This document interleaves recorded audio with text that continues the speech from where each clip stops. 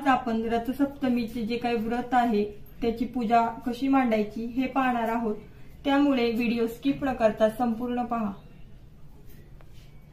आज आपण रथसप्तमीची पूजा मांडणार आहोत, त्यासाठी एक पाट घ्यायचा आहे। रथसप्तमीची पूजा ही कुठे मांडायची हा सगळ्यात मोठा प्रश्न असतो।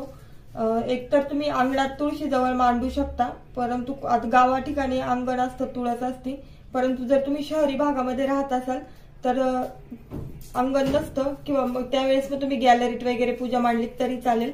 इंटेन्शन एकच असतं की आपल्याला आपण जी काही पूजा मांडणार आहोत तर त्यावरती सूर्यकिरण पडले पाहिजे, म्हणजे सूर्यदेवांनी ती पूजा पाहिली पाहिजे। आणि जर तुम्हाला नाही जमलं तर तुमच्या देवघरापुढे ती पूजा मांडायची आहे। फक्त पूजा मांडताना तिची जी दिशा आहे ती पूर्वेकडे करायची आहे, कारण सूर्य उगवतो ती दिशा पूर्वेकडची असते, त्यामुळे पूर्व दिशेला तोंड करून ही पूजा मांडायची आहे।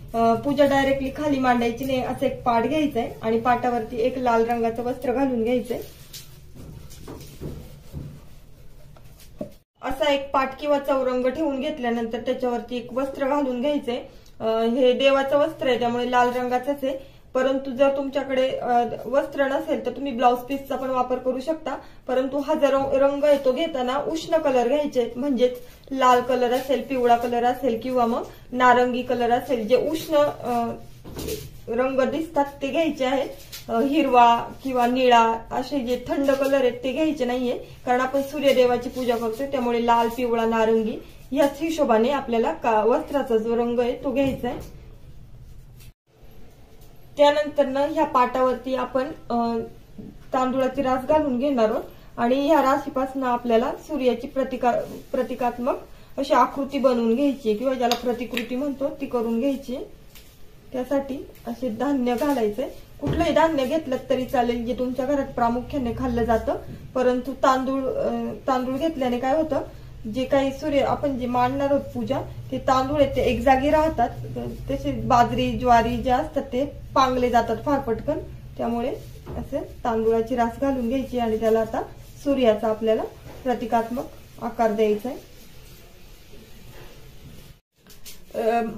रथसप्तमी ही माघ महिन्यातल्या 7व्या तिथीला येते, म्हणजेच माघ शुद्ध सप्तमीला रथसप्तमी असे म्हटले जाते। आणि का म्हटले जाते तर या दिवशी सूर्यदेवांचा जन्म झालेला असतो।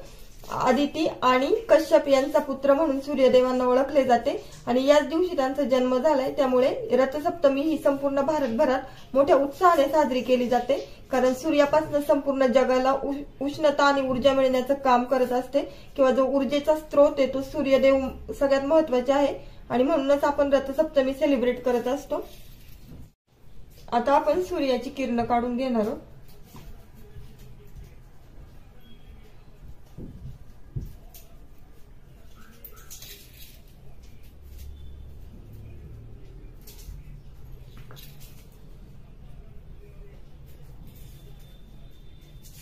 ही जी आपण प्रतिकात्मक सूर्याची आकृती करतोय तयार, ही रांगोळीने सुद्धा काढली जाते, परंतु रांगोळीने काढल्यानंतर ती जी काही आपल्याला बनवायची आकृती आहे ती फक्त तेवढीच राहते, त्यानंतर ते पुसली जाते। त्यामुळे आपण जर का अशा पद्धतीने तांदूळाची रास घालून बनवली तर हे तांदूळ आपण जेवणामध्ये उपयोग करू शकतो, म्हणजे ते वायाला जात नाहीत। रथसप्तमीचे विशेष असे महत्व आहे, कारण सूर्यदेवांचं जे वाहन होतं त्या वाहनाला 7 घोडे लावलेले होते, किंवा 7 घोडे आपण पाहिलं असेल सूर्यदेवांचं जर कुठे फोटो वगैरे असेल तर त्याच्यामध्ये 7 घोड्यांचं जे काही वाहन आहे ते असतं, आणि ते 7 घोडे म्हणजेच 7 सूर असतील किंवा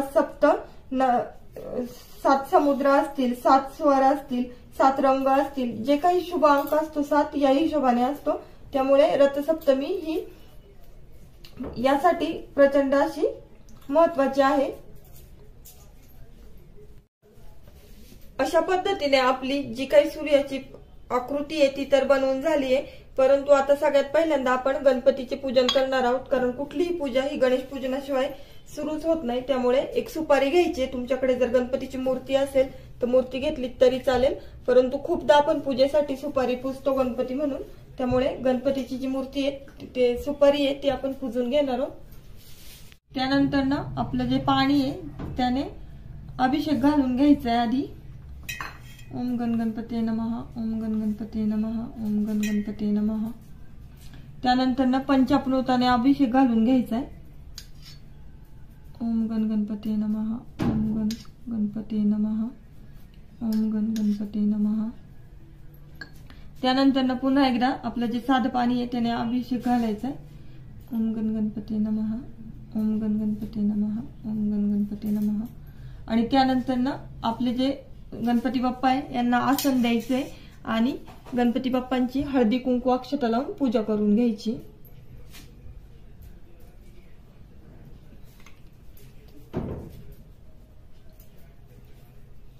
जर तुमच्याकडे विड्याची जोड पाने असतील किंवा आंब्याची पानं असतील तर त्याच्यावर ठेवा. नसेल तर असं तांदूळाच्या रास मांडायची आणि त्याच्यावरती गणपती बाप्पांचं जे काही स्थापना आहे ती करायची आणि हळदी कुंकू अक्षता वाहून एक फूल वाहून पूजा करून घ्यायची. वक्रतुंड महाकाय सूर्यकोटी समप्रभ निर्विघ्नं कुरु मे देव सर्व कार्येषु सर्वदा. जे कुठलं फूल तुमच्याकडे अवेलेबल असेल ते द्यायचंय. परंतु जर जास्वंदीचं फूल असेल तर गणपती बाप्पांना ते जास्त प्रिय असतं, ते असेल तर ठीक, नसेल तर जे कुठलं असेल ते वाहून घ्यायचंय आणि पूजा करून प्रार्थना करायची आहे की जी काही पूजा होणार आहे ती निर्विघ्न पार पडू दे म्हणून.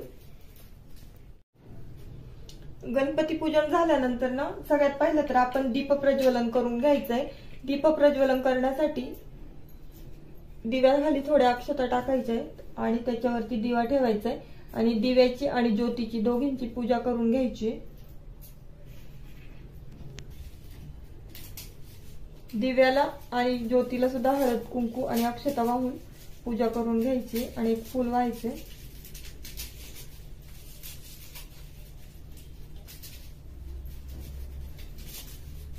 आणि दिव्याची जी प्रार्थना आहे, दिव्या दिव्या दीपक कानी कुंडल मोती हार दिव्याला पाहून नमस्कार, ही प्रार्थना म्हणायची. कारण ही प्रार्थना म्हणून जोपर्यंत आपण शरण जात नाही ज्योतीला तोपर्यंत ज्योती ही पेट घेत नाही.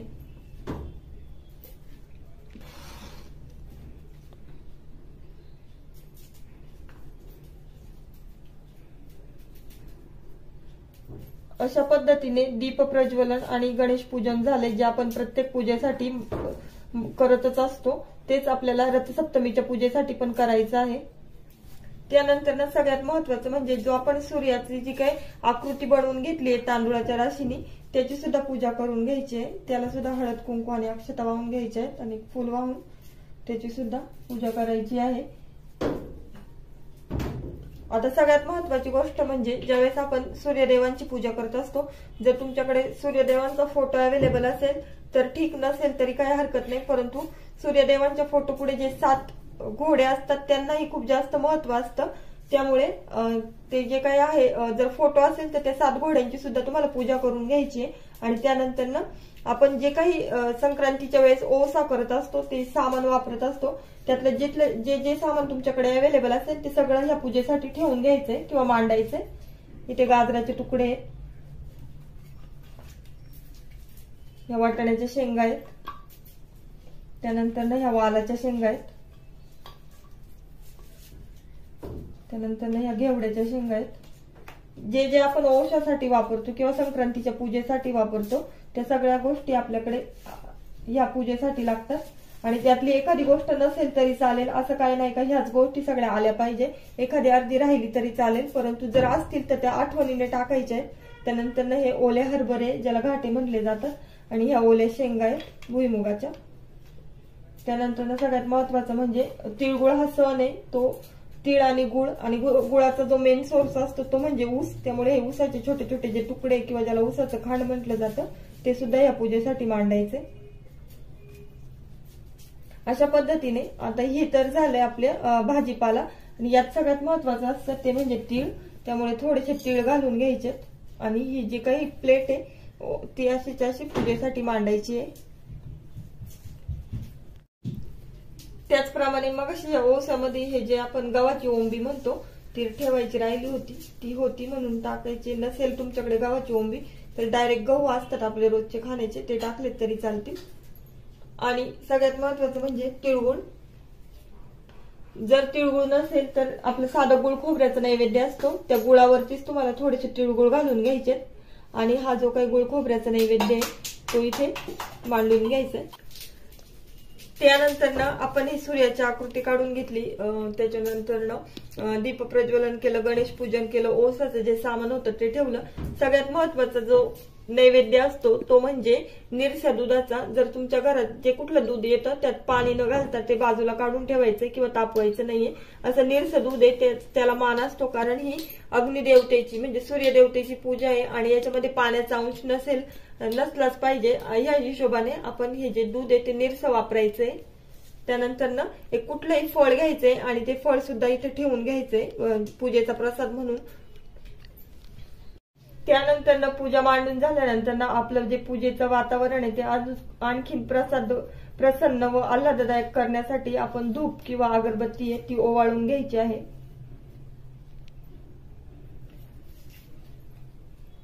सगळ्यात पहिले तर गणपती बाप्पा, त्यानंतर सूर्यनारायण आणि आपली जी काही ज्योत आहे तिला, आणि त्यानंतर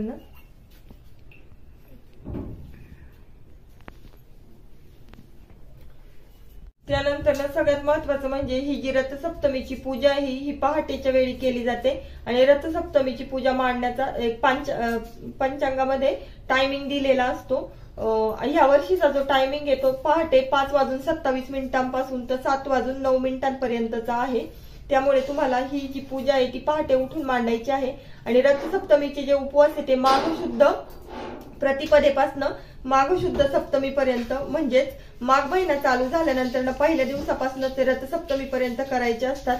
आणि ते उपवास असतात ते सकाळी सूर्योदयापासून चालू होतात ते संध्याकाळी सूर्यास्त झाल्यावरती संपले जातात किंवा उपवास सोडायचे असतात। त्यामुळे हे जे उपवास आहेत ते तुम्ही फळं खाऊन करा किंवा तुम्ही जर उपवासाचे पदार्थ खात असाल तर करा, किंवा निर्जळी केले, काही लोक निर्जळी करतात, तर तुमच्या हिशोबाने जसे तुम्हाला जमतील तसे पण हे रथसप्तमीचे उपवास केलेले चांगले असतात, कारण यामुळे आपल्या घरात सुख समाधान समृद्धी येत असते अशी भावना आहे। त्यानंतर ही जी पूजा आहे ही जी आपण पौष महिन्यातील रविवारी करायची पूजा आहे सेम त्यासारखी मांडतो, कारण ही सूर्यदेवाची उपासना आहे। त्यामुळे ती पूजा आणि ही पूजा एकच आहे असं म्हटलं तरी काहीच हरकत नाही। आणि त्यावेळेस जसं आपण आदित्य रानूबाईची कथा वाचतो ती कथा वाचली तरी चालते या रथसप्तमीच्या दिवशी। आणि सगळ्यात महत्वाची गोष्ट म्हणजे रथसप्तमीच्या दिवशी सूर्यदेवांना अर्घ्य द्यायचे असते। आता अर्घ्य कसे द्यायचे ते सांगते। सगळ्यात पहिलं तर एक असा स्वच्छ घासलेला तांब्याचा तांब्या घ्यायचा आहे। जर तुमच्याकडे तांब्याचा तांब्या नसेल तर पितळेचा स्टीलचा कुठलाही घेतला तरी चालेल, परंतु तांब्याच्या तांब्याला विशेष असं महत्व असतं। आणि या तांब्याच्या तांब्याला हळदी कुंकवाची 5-5 बोट किंवा जे आपण 5 नाम म्हणतो ते ओढून घ्यायचे आहे। सगळ्यात पहिलं तर हळदीचे 5 नाम ओढून घेऊ।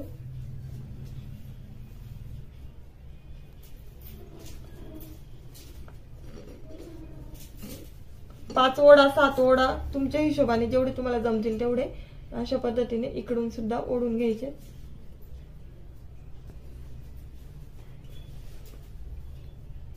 आणि नाम ओढताना कायम खालून वरपर्यंत ओढायचे असतात। त्यानंतर कुंकवाचं बोट घ्यायचंय आणि कुंकवाचे नाम ओढून घ्यायचे।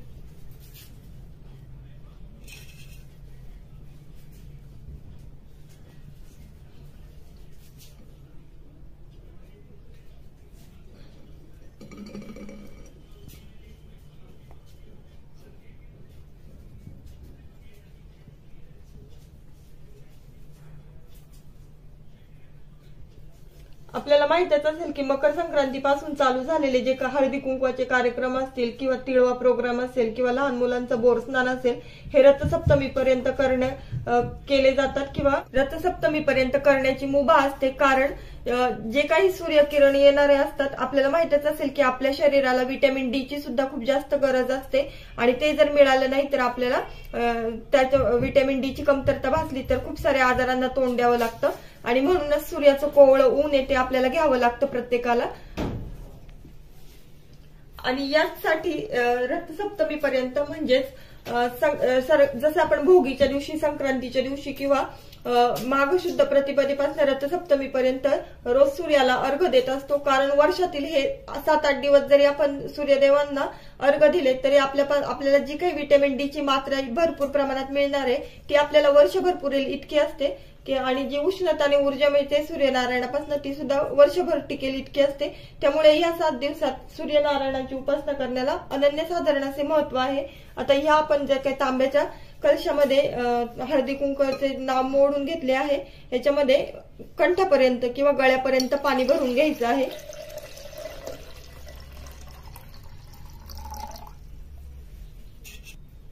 त्यानंतर याच पाण्यामध्ये हळदी कुंकू आणि अक्षता घालून घ्यायचे आहे।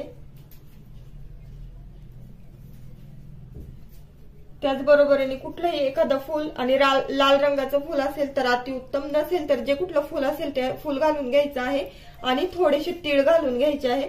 आणि याचं जे काय अर्घ्य आहे ते सूर्यदेवांना द्यायचं आहे। आणि अर्घ्य देताना सूर्यदेवांचे जे मंत्र आहेत ते म्हणायचे आहे, जसे की ओम भास्कराय नमः किंवा ओम आदित्याय नमः। या पद्धतीने 108 वेळा तरी सूर्यदेवांचं नाव आहे ते घेता आलं पाहिजे। म्हणजे आपण जसं म्हणतो जप करायचंय तसं सूर्यदेवांचा जप पूर्ण करायचा आहे। अशा पद्धतीने आपण रथसप्तमीची पूजा कशी करायची याचा संपूर्ण व्हिडिओ पाहिला। व्हिडिओ आवडला असेल तर जास्तीत जास्त लाईक आणि शेअर करा आणि चॅनल आवडलं असेल तर सबस्क्राईब करायला विसरू नका। पुन्हा भेटूया नवीन अशा इंटरेस्टिंग व्हिडिओमध्ये। तोपर्यंत good bye and take care.